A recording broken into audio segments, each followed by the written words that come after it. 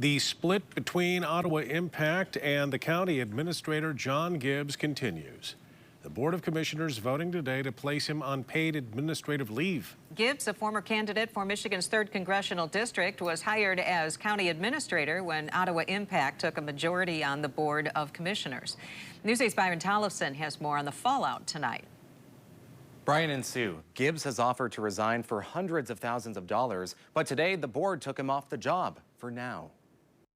We have a motion and a second to terminate the employment of the current county administrator and approve and authorize the board chairperson and clerk register to sign a resolution to appoint John Gibbs as county administrator. Ottawa County Administrator John Gibbs, put in power right when Ottawa Impact took over the Board of Commissioners last January, could now be on the way out. All in favor, please say aye.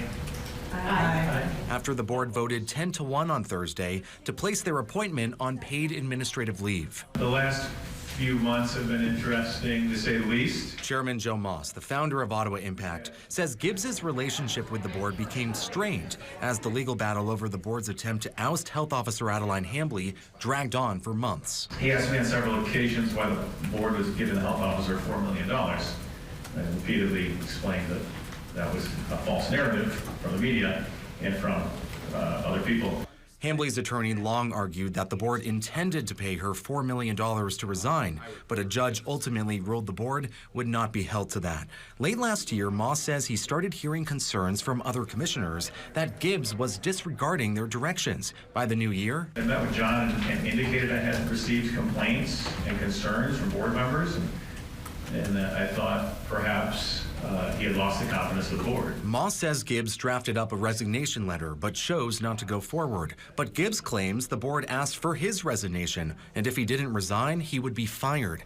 In mid-January, Gibbs had a lawyer who sent a letter to the board warning them not to fire him. This was a pretty big surprise. The board then got their own lawyer. By February, Gibbs had new representation, Noah Hurwitz from Ann Arbor. He then told the board that Gibbs would resign if he was paid $630,000, though Moss says Gibbs later asked for $420,000. It's probably worth noting that if an administrator is terminated, the current contract talks about paying around $210,000. In the February 15th letter obtained by News 8, Gibbs's attorney says he's really being pushed out because he repeatedly criticized Coleman Legal Group, the county's corporate counsel, for what he called a litany of shortcomings in performance.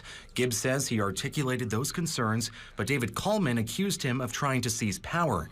According to Gibbs, his complaints led to hostility from board members. Thursday, the board went behind closed doors to discuss Gibbs's future and came out with this. I'd like to make a motion to put Administrator Gibbs on paid administrative leave. Everyone but Democrat Doug Zylstra voted to place Gibbs on leave. The meeting is expected to continue sometime next week. Whatever happens here today and in the future, we're going to continue doing the work of the people, because that's what we're responsible to do.